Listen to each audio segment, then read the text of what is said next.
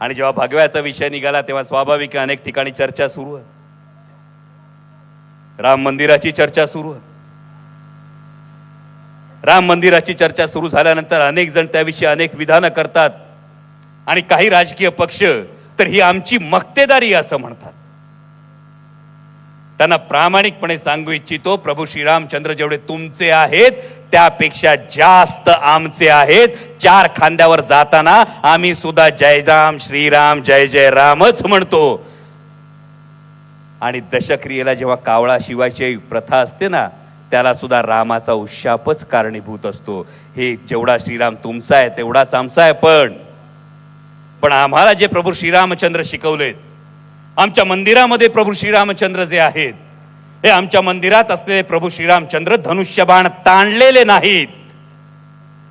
ते आशीर्वादाचा हात उंचावलेले कुटुंबवत्सल सीतामाई, लक्ष्मण आणि हनुमंतराया बरोबर असलेले प्रभू श्रीरामचंद्र आहेत.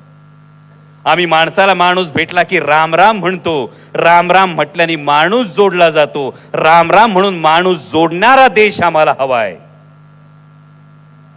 आणि म्हणून प्रभू श्रीरामचंद्रांविषयी जेव्हा शिकवलं जातं आपल्याला देशमुख साहेब, तेव्हा काय शिकवलं जातं? एक वचनी, एक बाणी, एक पत्नी. तिसऱ्या विषयावर मी बोलणार नाही. खाजगीतल्या गोष्टी जाहीरपणे बोलू नयेत असा एक संकेत आहे, तेवढा आपण पाळू. पण एक बाणी एक वचनी हा जो आहे, म्हणजे प्रभू श्रीरामचंद्रांची आराधना करायची, प्रभू श्रीरामचंद्रांचं उदो उदो करायचा. प्रभू श्रीरामचंद्र उभ्या हिंदुस्थानाचे दैवत आहेत. पण प्रभू श्रीरामचंद्र एक वचनी होते. आधी वचन द्यायचं आणि नंतर चुनावी जुमला था असं म्हणणाऱ्यांना प्रभू श्रीरामचंद्र कसे पावतील? आमच्या प्रभू श्रीरामचंद्रांनी लंकेला जाऊन सीतामाईला सोडवून आणलं. स्त्री शीलाचं रक्षण करणारे प्रभू श्रीरामचंद्र होते. आमच्या महिला कुस्तीपटूंवर दिल्लीमध्ये काय परिस्थिती ओढवली ती पाहिली. आमच्या महिला कुस्तीपटूंना जर अश्रुपूर्ण नयनांनी कुस्तीलाच राम राम ठोकावा लागत असेल, तर असं महिलांचं शोषण करणाऱ्यांना, आश्रय देणाऱ्यांना प्रभू श्रीरामचंद्र कसे पावतील? मग शावटे सरांनी सांगितलं, प्रभू श्रीरामचंद्रांनी वनवास पत्करला. हा वनवास पत्करला तो पित्याचं वचन पूर्ण करण्यासाठी पत्करला. आपल्या पितृतुल्य गुरुला दगा देऊन वनवासात जाण्याचा सल्ला देणाऱ्यांना प्रभू श्रीरामचंद्र कसे पावतील? हा महत्वाचा सवाल आहे.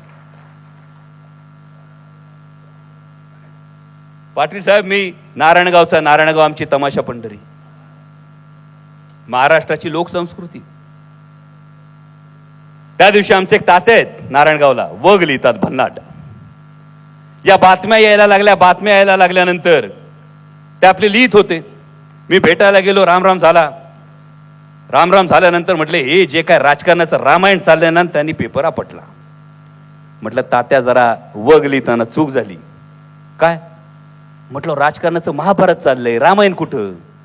म्हणे, अरे गप, तुला कळत नाही, रामायण चाललंय. म्हटलं, तात्या आता कसं चाललंय रामायण तुम्ही सांगा. ते म्हणले, मला सांग, सीता हरण झालं कुठं? म्हटलं, जे वाचलंय ते दंडकारण्यात झालं. दंडकारण्य म्हणजे कुठं? म्हटलं, महाराष्ट्रात झालं. म्हणजे हा, महाराष्ट्रात झालं. म्हटलं, आता खुलून सांगा. ते म्हटलं, जेव्हा सीतामाईचं हरण झालं त्यावेळी कांचनमृग होता. कांचनमृगाच्या पाठी राम धावायला लागला. आता कांचनमृगाचं रुपडं बदललंय. कांचनमृगाला सोन्याचं कातडं नाही, त्याला 50 खोक्यांचं जाकीट घातलंय. आणि जसं कस्तुरी मृगाच्या बेंबीत कस्तुरी असतीये, ईडी, सीबीआय, इन्कम टॅक्सच्या कारवायांपासून अभयाची कस्तुरी त्या कांचनमृगाकडे.